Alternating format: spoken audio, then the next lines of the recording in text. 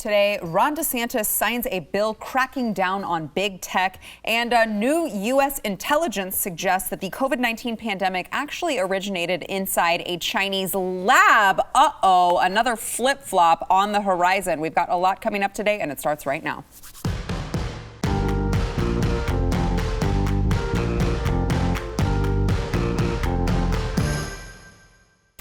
Welcome to the news and why it matters. I am Sarah Gonzalez. Happy Monday. And usually when I say happy Monday, what I mean is it's Monday. And it's really not that happy. It's very gloomy here in DFW. But we are here anyway. I am joined today by the one and only Eric July, BlazeTV contributor, who is looking very fancy in red. Yeah, just red today. All in red. All in red. And also joined by former sports reporter Jill Savage. Thanks for being here again. Thank you. And this weekend, while it was also gloomy, it's going to dispel any notion that anybody thinks I'm cool out there. I was watching a documentary on one Thomas Sowell featuring one Eric July. Much to my surprise, there I was on my couch over the weekend saying, Eric, you're in my living room once again. Autographs after the show. Exactly. We'll be signing autographs after the show. Because that's what we do when it rains on Saturdays. Yes. All right. So Governor Ron DeSantis, he is like really making me really want him to run for president. He signed legislation today reining in big tech companies and empowering users who believe they have been discriminated against unfairly. Now, his office sent out a press release explaining the bill, and it says all Floridians treated unfairly by big tech platforms will have the right to sue the companies that violate this law and win monetary damages. The Attorney General of Florida can bring action against tech companies that violate this law under Florida's Unfair and Deceptive Trade Practices Act. And social media platforms can be fined like $250,000 per day on any social media company that deplatforms. Here it is. Deplatforms any candidate for statewide office and $25,000 per day for deplatforming candidates for non-statewide offices. And by the way, it does say any Floridian can block any candidate that they don't want to hear from. So they're basically saying the onus is on you, user. If you don't want to hear from someone, you can just hit that block button. But it is not up to the social media companies to start blocking and treating unfairly any potential political candidate. Now, I know a friend of the program, Anna Paulina Luna, who was running for Congress, did have this happen to her. She was censored majorly by not only Twitter, but Instagram as well. And it makes it very hard, as it turns out, to run for office when you have big tech colluding against you. So DeSantis said in remarks at the ceremony that the big tech companies have surpassed that of early 20th century monopolies that spawned U.S. antitrust laws, and that tech companies have become the new public square. And he slammed them for suppressing ideas that are either inconvenient to the narrative or that they personally disagree with. Eric? He says that this is the new public square. Do you agree? I disagree with that. I mean, I know some people that probably are going to watch the show are going to disagree with me, but I disagree. They are.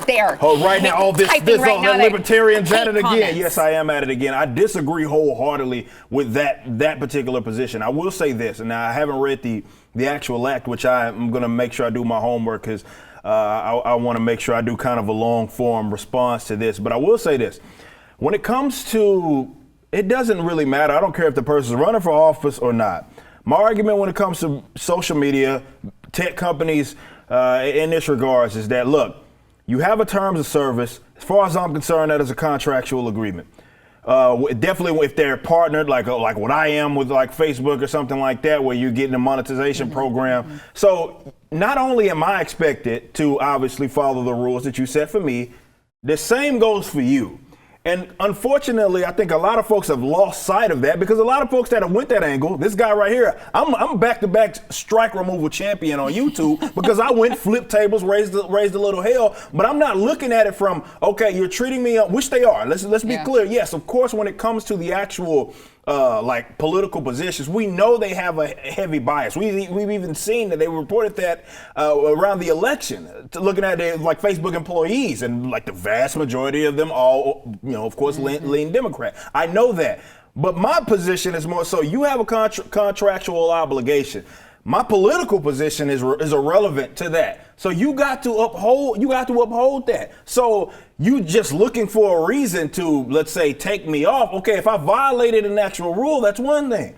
If you said it, fine, be clear about it. But what you can't do is just up and do it, and it may be more so contradictory to the rule. So I need to look at what more so he's looking at. It seems like it more so only applies to candidacies. And look, I'm not oblivious to the idea that if you're not known, like if you're not someone that's verified or anything, and you get out there, you don't have rather a bigger name for yourself, and you're trying to campaign.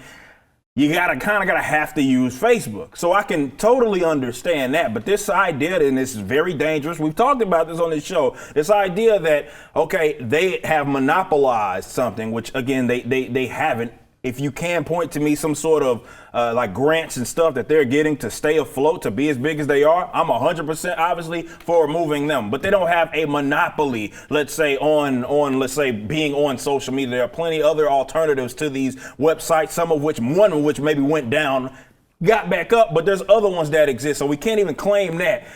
But this whole public square argument, that is a dangerous position. And I don't want to go in that direction, which unfortunately it sounds like he and a lot of other conservatives are going. But that's where I'm going to be bumping heads. And now you get to see for the guys look, he's just some crazy conservative. Yeah, you're going to see where we actually disagree. And this is one of those positions. Yeah, Jill. You mentioned how, you had another strike on YouTube. Steven Crowder has that going. It's a very big lawsuit now. He said this is the big one. Steve Deace said earlier today on his show, he got his second strike on YouTube. They aren't telling them why they're getting these. So I have an issue with that. I know that this is all about the political aspect for the Floridians, but when you look at social media on a bigger scale, you can't have this continue down this road where YouTube, Twitter, Facebook, they can just deplatform you without giving you a reason, right? If you're going to go back to your argument of we're in this two-way contract together, you have to uphold your end. Now, it might be something where there is legislation. It might just be, hey, we're just going to sue you and figure this out until you have to uphold your end of the deal, because you can't go on YouTube and have them just not tell you what they're going to give you that second or now potentially even a third strike for, and get you done forever, and you don't have that platform anymore. Is that fair? No, that's not fair. So we have to figure out and rectify that. But for Florida, hey, there was one politician that lived in Florida.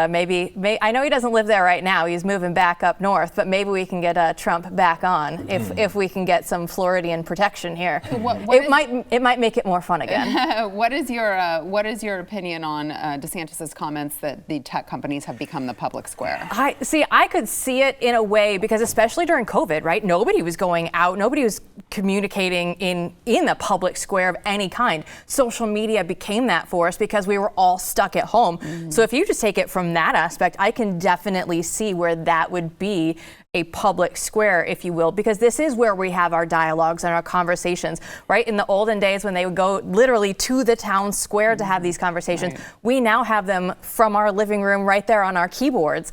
It's a difference, and I see where he's trying to take this, and I could see and I could make sense that this would be where everything would be leaning towards. Are you in favor of the Section 230 protections being revoked? Or? Yes. Okay. Take them away. And here's my main issue. And Eric, I know I've heard where you stand on this, but it's like, what do we do with these companies? Because I certainly am not comfortable with the Biden-Harris administration creating some sort of new rules, having some big government regulations on big tech at this point. So what is the answer?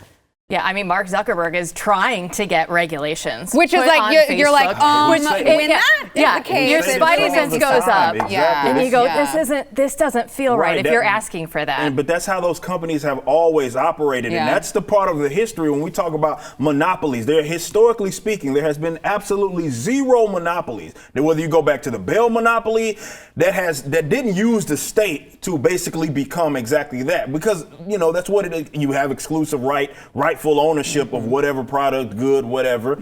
And you need the state to obviously push out your competition. And this is why I'd say, and to answer your question, I don't know, but I believe there are, certainly with the Googles of the world. I don't know if you guys know, definitely we talked about this with Amazon, for example.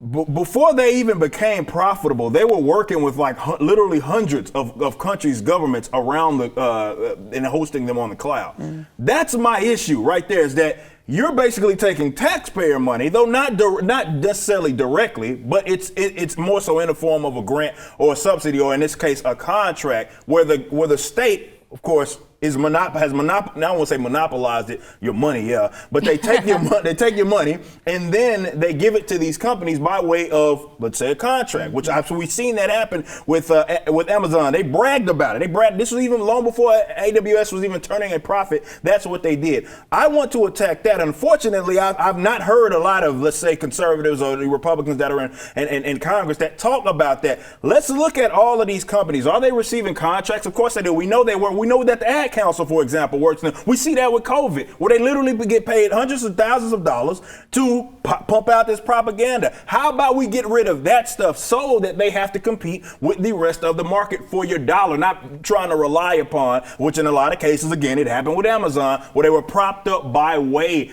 of the government because of those contracts. I'd much rather attack those, but everybody's unfortunately too busy looking at, all right, well, this is a public space, government should, you have some Republicans go as far as to say that the government basically should take hold and control these sites such as Twitter and Facebook and what have you. We don't, of course, do not want that. So let's attack the actual issue and let's look and see if they have money that they're bringing in by way of contracts or just direct grants and subsidies. And let's strip them of that. Let's discuss it.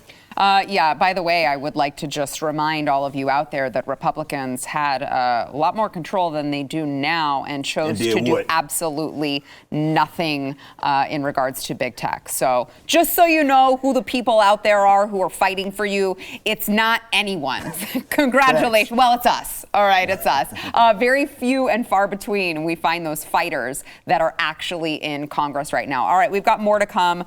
First, we want to thank our sponsor, Built Bar. So for those of you who have not yet jumped on the Built Bar train, if you're trying to stay fit and healthy, maybe you're working from home and you're visiting the pantry way more often than you should be. You're like, oh, there's a Snickers bar. I'm kind of hungry. I need a break. I'm going to have a Snickers. No. Don't do that, all right? You need something that's delicious, that is going to satisfy that sweet tooth, but not going to expand your waistline. That is where Built Bar comes in, all right? Built Bar is a protein bar. It is good for you. It's high in protein and fiber. It is low in calories and carbs, but it tastes delicious. They're all covered in 100% chocolate. Some of them are white chocolate, some of them are regular chocolate. They've got a ton of different flavors, cookies and cream, caramel brownie.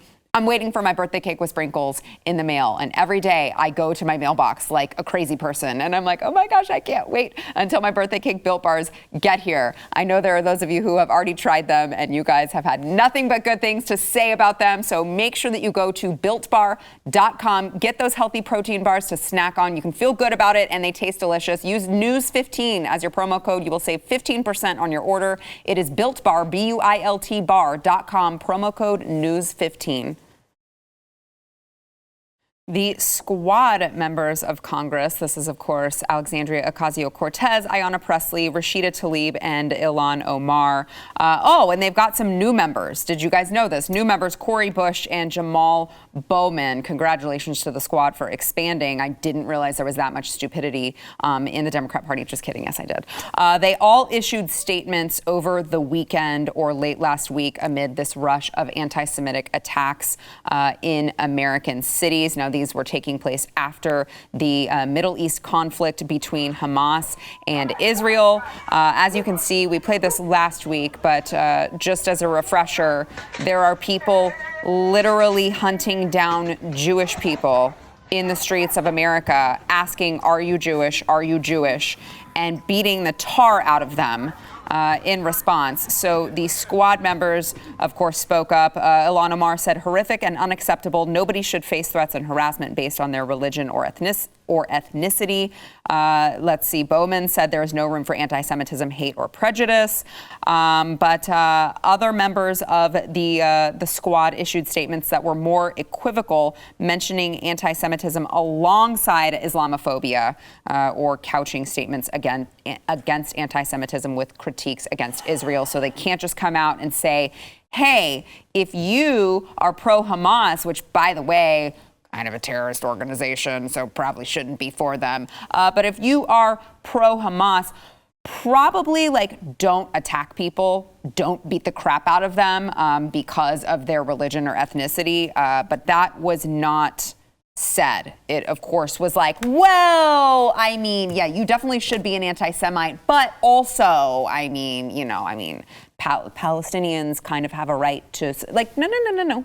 Let's address the issue at hand here. Where are we going with this, Eric? Look, guys, what they do is textbook gaslight, and I think people need to start paying attention to that, because you see that we point out the inconsistencies, and it doesn't matter to this group. And this is why I think playing with these guys with kid gloves is a way that you lose. Mm-hmm. Because we don't have to stop there. Let's go back just a little bit further when we consider what was happening over the summer last year.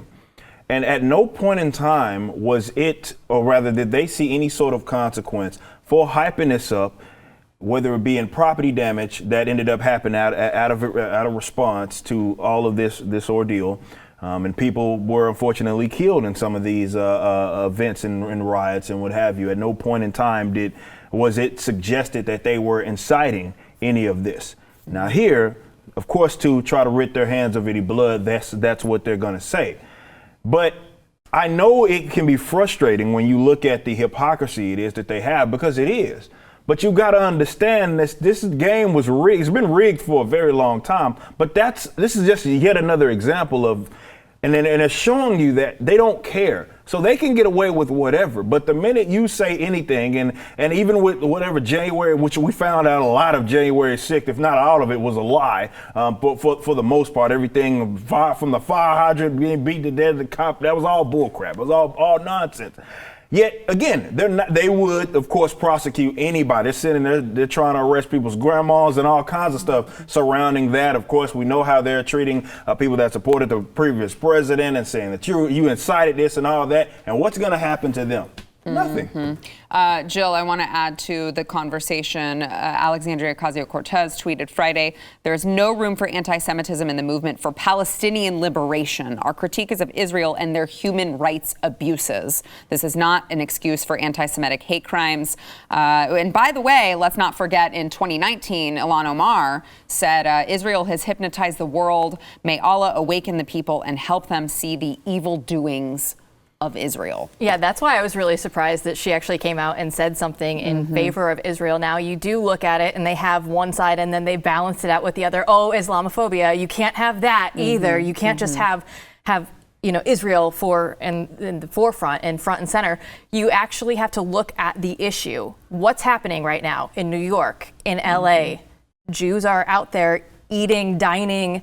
Yeah, they're being told to stay at home. Walking around the street being asked if they're Jewish and then being beaten up. Like, in American society, I never really thought that would happen. You hear the stories of the 30s, and how did these people turn in to this kind of a society? If you don't stop it now, if you don't take that hard line now, where will this lead, right? We saw the peaceful protests. We're now seeing Jewish people being beaten up in the streets in multiple cities in the United States. You have to call it out for what it is. You have to call it, it's wrong. It cannot stand. If we don't have enough people coming together, the squad, they're a joke anyway, but actual leadership coming behind this with some jail time, with some arrests, with some actual gusto behind it, I'm scared to see where that's going to lead. Yeah, and again, it goes back to the gaslighting I was talking about. Like, I know every time we get to talking about this subject, I bring up Gina Carano, but I just want to compare and contrast what she got prosecuted for, and they acted like she was just going all at Jewish people, when literally what she said, what she was afraid of happening, is happening now. Right. It's happening. Like actual literal Jewish people are being attacked, and all she did was share a meme that basically said, people wonder how it gets like this. Well, you get folks turning on their own citizenry. Like she's been vindicated more than enough. But again, my frustration is always going to be not necessarily with the hypocrisy. It's the fact that there's going to be no consequences. We're going to sit here and yell at the top of the mountain like, you're a bunch of hypocrites. You play by different rules and they don't care because, again, they're going to see absolutely no consequence. But the minute you don't even have to slip up. If they can try to pin something on you, they'll say you're inciting violence, and then they'll pay $2 billion to protect themselves over at the Capitol. Yeah, the FBI is still looking for grandmas from January 6th. I mean, come on. Yeah. All right, so there is new U.S. intelligence out that was first reported yesterday that adds to I'd like to call it I guess I need to call it a conspiracy theory because I don't want to get dinged for anything because, the overlords, the big tech overlords that we talked about just earlier, they might ding us for false information because that's what they did, back in 2020 when people said, hey, guys, we think that this might be from COVID-19 might be from a Chinese lab leak. So this, of course, suggests that the COVID-19 pandemic originated inside China's only biosafety level 4 laboratory. The same guy who way back when told us that was nonsense, is here now to tell us this today. This is, of course, Anthony Fauci. Watch.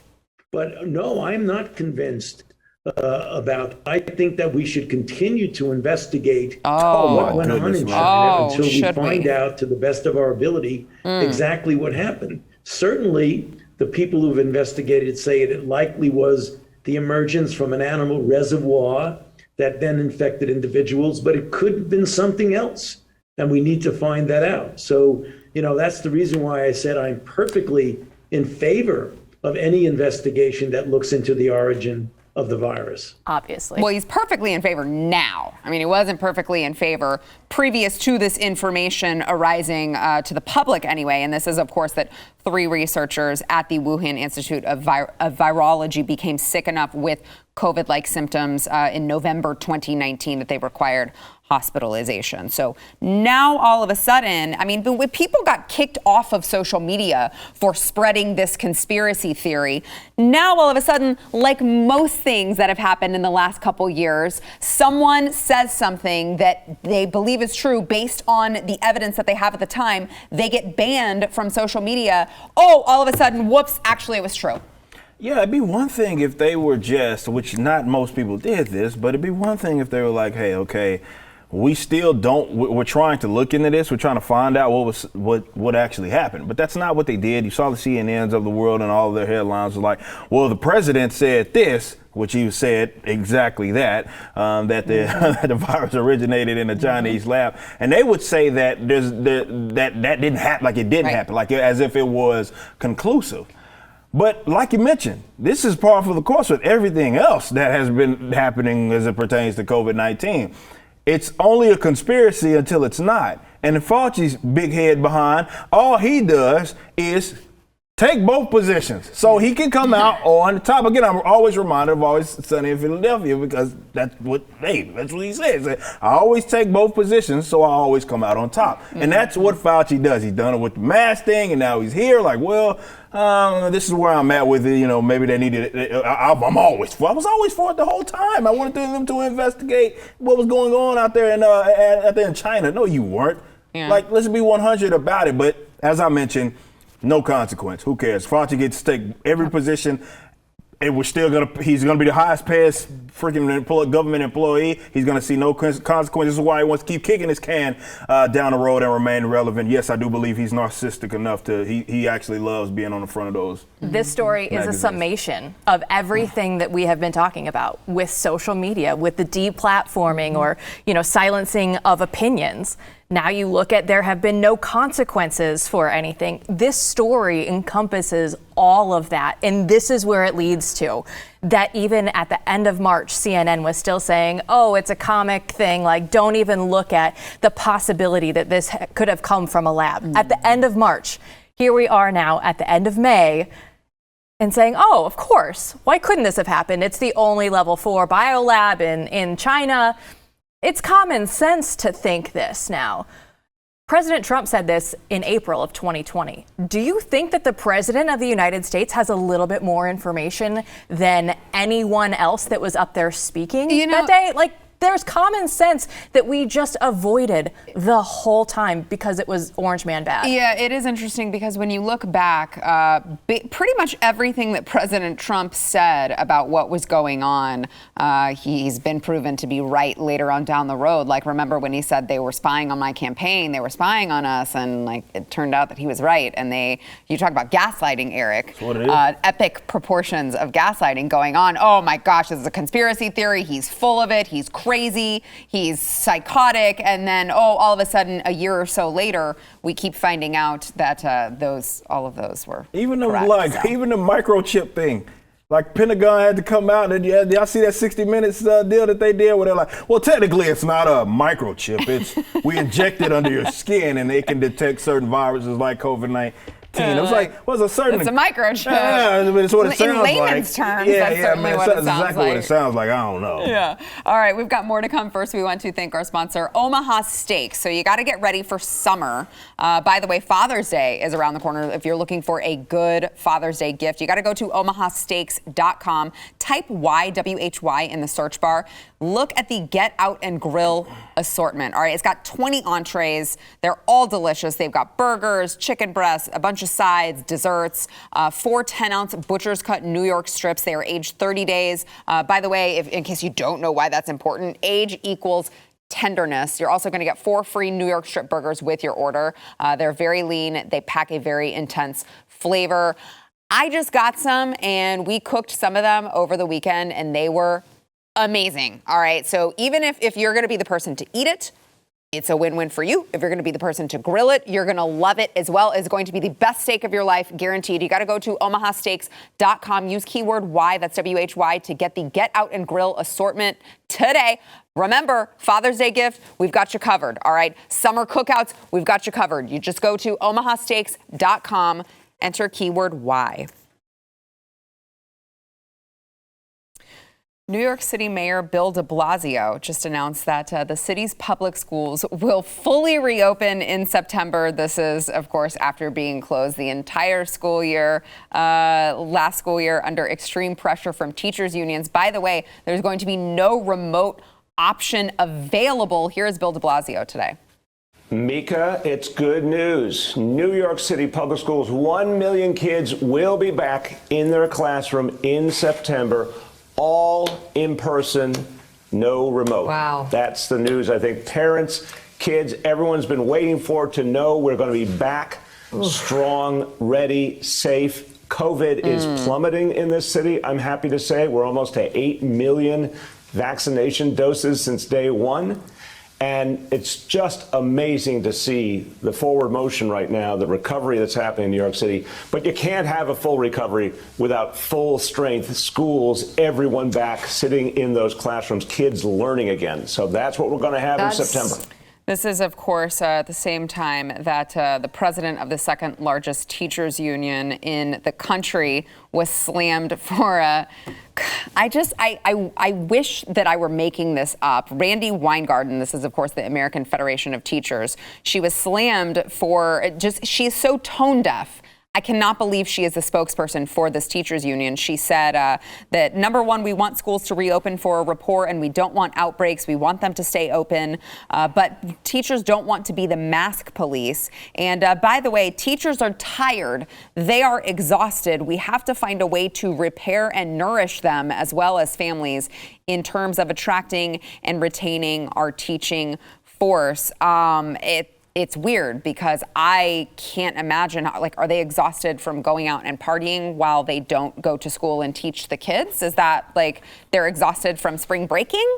I don't know what the teachers that she's referencing, what they could possibly be exhausted from, especially since, this is the woman who basically co-opted the CDC guidance when it comes to whether or not schools should reopen. Eric. Look, I hope people are seeing that the fundamental issue with public education and the public school system in this country. I wish that there was more of a hardline approach, direct approach to, let's say, eliminating them, as opposed to just trying to force people back into these, what I deem as indoctrination camps, because that's exactly what they are. Now, like you mentioned, we know that, or that leak, I guess, came out where we saw that the CDC was working with the teachers unions and using the same rhetoric. So it's like basically their rules are in there updating their guidelines came directly from them.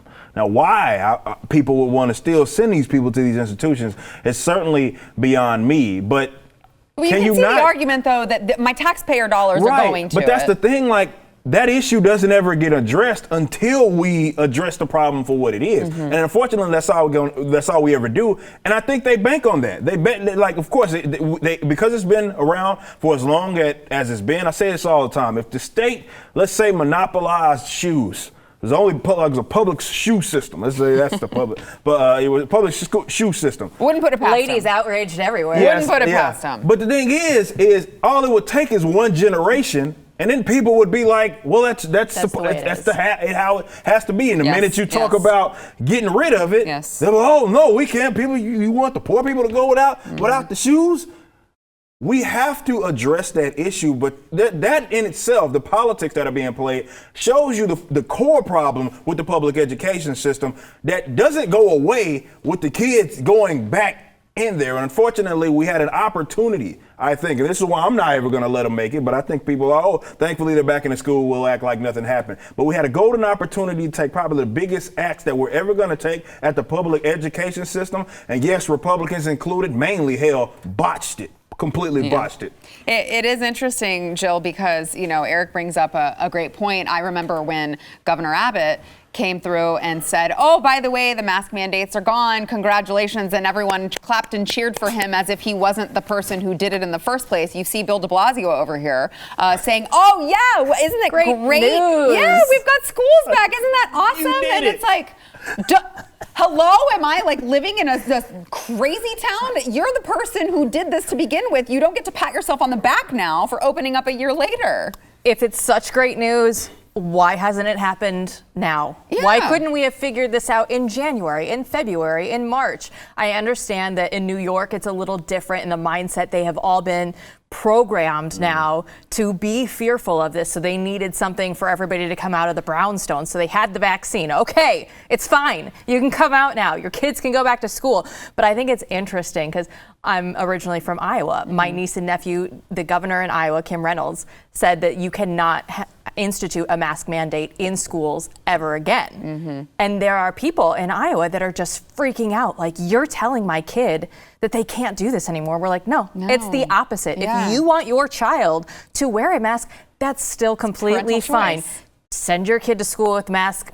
He or she may or may not wear it because they aren't that comfortable. Because they're kids. Because they're kids. You have that option. Right. And every other family should have always had that option. The fact that we didn't, we look at it now a year later, and we're like, gosh, what have we done to ourselves? It is interesting because especially when we're talking about the New York case, because New York shut down the schools, but they opened up like day camp places, which were basically the schools where the kids should have been learning, but instead it was just a babysitter area for kids when their parents had to go to work. So this one is especially evil, I feel, for Bill de Blasio to come out there and say, oh my gosh, we just learned this new information. Now we can get kids to congregate again, as if kids weren't already doing that, just under a different name, so that teachers didn't have to actually be held to actually like teaching the That's students. what a lot of us call a public school system, overpriced daycare, where fortunately they pump a bunch of propaganda in your kids' heads. But definitely now, I mean, oh my God, in the last year. But we had a chance, man. Yeah. We had a chance and we blew it. The one good thing might have been that more families are looking at the school boards and actually going to meetings and speaking up now. Do you think that will might last? I don't know. I hope it does. Yeah, because I worry think it'll get lost in the next news cycle. Yeah. That's always I have to have hope, though. Yeah, but that's always the fear, though, right? Because like it wants, and that's why they do it. It's like, hey, if we just say, all right, everything's back, we're good, they'll forget about it tomorrow. Which is why they did that, because they've completely lost control of the narrative. All right, we've got more to come, but we got to take a quick break. We'll be back. Optimistic. Yeah. Gotta stay optimistic. Someone's got to be there. Yeah, I like it.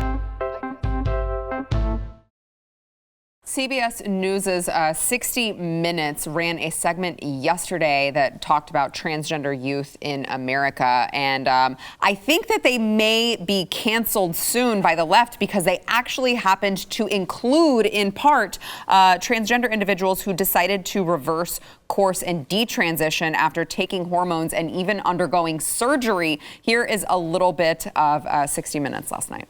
They asked me, so why do you want to go on testosterone? And I said, well, being a woman just isn't working for me anymore. And they said, okay. So that was that. You got your prescription for testosterone. Mm-hmm. Yep. Just 4 months after she started testosterone, she says she was approved for a mastectomy, what's called top surgery, that she told us was traumatic. I started to have a really disturbing sense that like a part of my body was missing, almost a ghost limb feeling about being like, there's something that should be there. And the feeling really surprised me, but it was really hard to deny. And so she detransitioned by going off testosterone, and then went back to the clinic, and she says complained to the doctor that the process didn't follow the WPATH guidelines. I can't believe that I transitioned and detransitioned, including hormones and surgery, in the course of like less than 1 year. It's completely crazy. It greatly concerns me where the field has been going. I feel like what is happening is unethical and irresponsible. In some places, everyone is very scared to speak up because we're afraid of not being seen as being affirming or being supportive of these young people or doing something to hurt the trans community. But even some of the providers are trans themselves and share these concerns. By the way, there was another individual that was interviewed later named Garrett. Garrett said, I went for 2 appointments, and after the second one, I had my letter to go get on cross-sex hormones, and then later got a breast augmentation and felt significantly worse, not better, which is what the LGBTQ community tells us. Well, these people need to be affirmed. They need to get the surgery so that they can feel better. Well, Garrett says, I had never really been suicidal before I had my breast augmentation. About a week afterwards, I wanted to actually kill myself. I had a plan and I was going to do it, but I just kept thinking about my family to stop myself. How am I ever going to feel normal again like other guys now? It's almost as if maybe we shouldn't be encouraging people to chop off their body parts, because if they were to do that themselves, what they're asking a doctor to do, they would be taken to a mental institution, not have a bunch of people coddle them and tell them, yes, definitely, we will do exactly what you asked because you asked it so nicely. It's beyond me how that conversation, it became more of an uncomfortable one to have for so many people, even though a lot of folks feared that that was the direction that it was going to, specifically with young folk. And this idea that it's perfectly okay. They put you on the news, they'll put you even, on the talk shows like, hey, look at me, my young kid, one just decided that he was a boy, wanted to be a girl, so we make sure we did everything that we could to make sure that happened. This is damage that is irreversible. And this is serious stuff. And unfortunately, because like what the young lady was saying, they talk about how unethical and all this, because they're afraid of the conversation that has to happen if they take that position. And that defines kind of the whole lure around, like definitely with the social justice bull crap. A bunch of people who know something smells bad. And we like, okay, maybe that's a little too far, but I can't say it.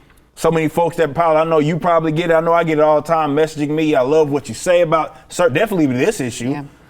I can't say it. Why? Yep. The reason why this has gotten as crazy as it has is because y'all not saying anything. At some point, we got to have this conversation. This is a messed up thing. And thankfully, people are starting to highlight, because let these people tell it, that definitely with the mega entertainment sectors, those type of people don't even exist.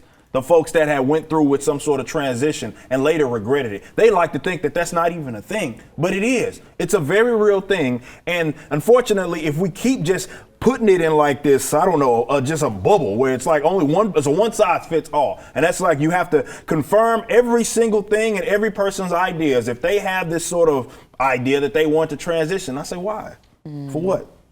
For what? Just because you said it? Maybe there's something else wrong here. And when that same subject matter, we apply that to anything else, it's like what you said. We consider that a mental freaking, like something mentally is going on with that person. But for whatever reason, when it came down to gender, we just threw that out the window. And here we are. Now people are too uncomfortable to have a conversation. Well, it used to be that gender dysphoria was considered a mental disorder until very recently. I believe it was 2015. They removed it from the DSM. So, Jill, what are your thoughts? I think this is a random act of journalism by 60 Minutes, and they should be applauded for this. I think this might be like making up for the DeSantis stuff of like, hey, we tried to spook all of you and get this by you. You didn't see it. So now we'll give you an actual piece of journalism to make up for it.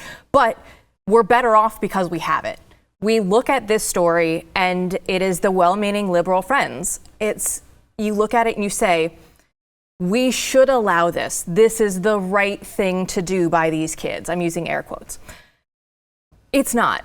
And doing it in this time frame is not helpful to any humans out there. The fact that this girl became a boy and then back to a girl all within 1 year, you're not helping anyone. You're not going through the psychological issues that they're dealing with, the mental problems. Why do you want to become this? Let's talk about this. Let's have a time frame where we're going to work through this. It's a serious decision. If this is what we ultimately even end up with, right? There's no counseling in there. You don't hear any of that. You want this? Okay, here are your pills. After two appointments. That's not okay. You're not helping any of the youth. And like that boy said, after he got the breast augmentation, he felt suicidal for the first time. He wasn't suicidal before. He felt bad and he didn't understand why. And they look out and they see on the internet, oh, I feel great when I do this. I feel great when I changed my name. I feel great when I got my body changed. And then it all falls off because there's nothing left. They're still empty inside. Yeah. You have to address the emptiness before you just go chopping off body parts or taking testosterone or estrogen. That's not going to change how you feel. Yeah, that's it. It's not a coincidence that before transitioning, people who believe that they are a different gender you see those same rates of depression, of suicide, and it doesn't change once they actually transition. There's a reason for that. The common denominator is that the root of the problem is not being addressed because we've got a bunch of quacks out there who are like, yes, I'll write you a prescription for whatever you want, sweetheart. So we better hope for all of our children's sake that the mental health community gets an awakening and quick. All right, we got to take a break. We'll be back.